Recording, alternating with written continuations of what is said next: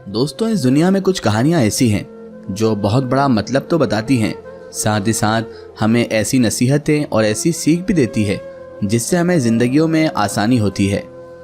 दोस्तों, कहानी सुनाने का मकसद ही ये होता है ताकि इंसान उसमें से अच्छी बातें और बुरी बातों से नसीहत हासिल करे। अच्छी बुरी बातें दोनों ही कहानी में होती है, क्योंकि कहानी किसी भी ज़िंदगी की एक सच्ची घटना होती है जिसे हम कहानी का रूप देकर लोगों के सामने ले आते हैं। लेकिन असल में वो किसी की ज़िंदगी की ऐसी घटना होती है जो घटना उसकी ज़िंदगी में घटित हुई थी, और उस घटना से बताने से मकसद ये रहता है कि दूसरा इंसान वो गलती कभी ना करे जो इस कहानी के मेन किरदार ने की है, जिसके ऊपर ये कहानी बेस होती है। वो गलती हम दोबारा ना करें, इसलिए कहानी को सुना जाता है और फिर कहानी से हमें उसके जीवन का एक अनुभव मिलता है और हमें भी कुछ सीख मिलती है। तो चलिए दोस्तों, आज की एक ऐसी कहानी जिससे हम लोगों को सीख भी मिलेगी और सब लोग उससे कुछ ना कुछ सीखेंगे ज़रूर। एक समय की बात है, रुरु नाम का एक हिरन हुआ करता था। इस हिरन का रंग सोने की तरह, बाल रेशम से भी मखमल से भी अधिक मुलायम और आंखें आसमानी रंग की होती थी। रुरु हिरन किसी के भी मन को मोह लेता था। ये हिरन अधिक सुंदर और विवेकशील था और मनुष्य की ही तरह बात भी कर सकता था। रुरु हिरन अच्छी तरह जानता था कि मनुष्य एक लोभी प्राणी है, यानी वो बहुत लोभ और लालच में रहता है। फिर भी वह मनुष्य के प्रति करुणा का भाव रखता था, क्योंकि वो एक जानवर था। एक दिन रुरु हिरन जंगल में सैर कर रहा था, लेकिन तभी वह किसी मनुष्य के चिल्लाने की आवाज़ सुनता है। जब वो वहां पर मौके पर पहुंचता है तो उसे नदी की धारा में एक आदमी बहता हुआ नजर आता है।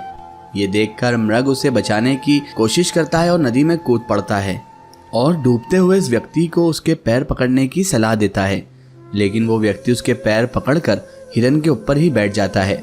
अगर हिरन चाहता तो उसे गिराकर पानी से बाहर आ सकता था, लेकिन उसने ऐसा नहीं किया। वह स्वयं तकलीफ सहकर उस व्यक्ति को किनारे तक ले आया और उसकी जान तो बचाई ही साथ अपनी जान जोखिम में भी डाली थी और उस व्यक्ति को बिठाकर वहां पर ले तो आया था।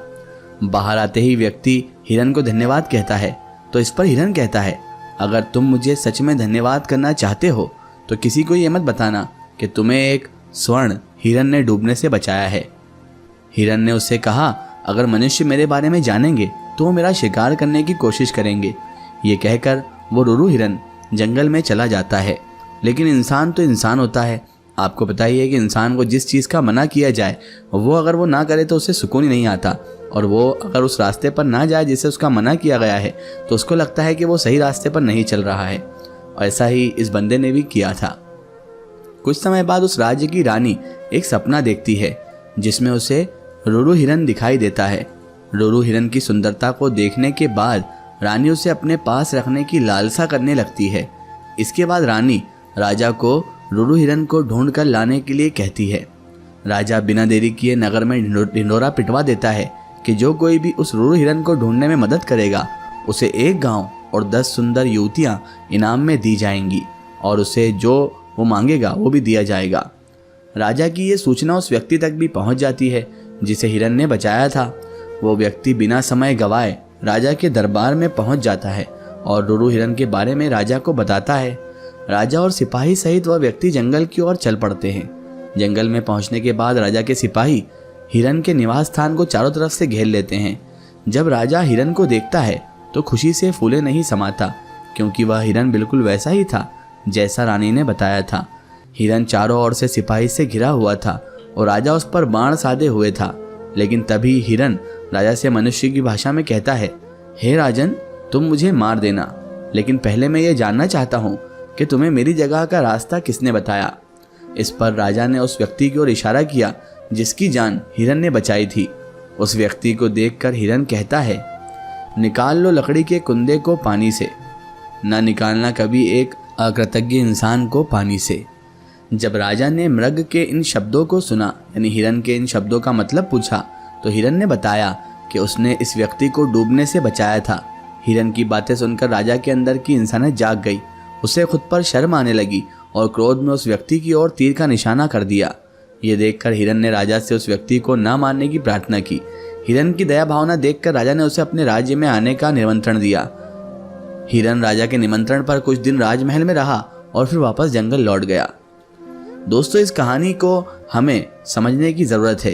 इस कहानी में हमें यह सीख मिलती है कि हमें किसी का एहसान कभी नहीं भूलना चाहिए, चाहे वो इंसान हो या जानवर हो।